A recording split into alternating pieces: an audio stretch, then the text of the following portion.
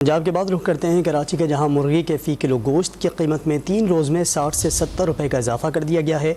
मुर्गी का गोश्त 760 रुपए फ़ी किलो हो गया है। मज़ीद जानते हैं डॉन न्यूज़ के नुमाइंदे सैयद वसीम से। वसीम, बताइएगा इस इजाफे की क्या वजूहात सामने आ रही हैं और कितना इजाफा किया गया है कराची में मुर्गी के गोश्त की कीमत में?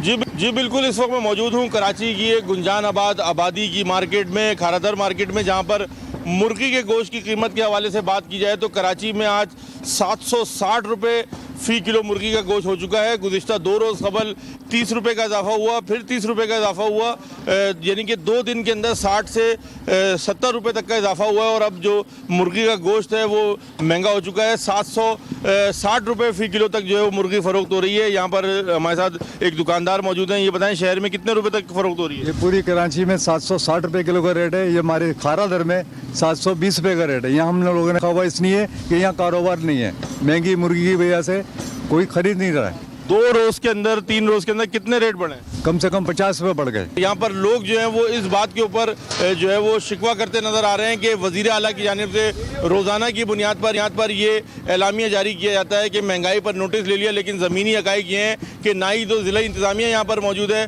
और जो कि मुनाफाखोरी को रोक सके। यहाँ पर जो दुकानदार हैं उनका ये कहना है कि जो माल है वो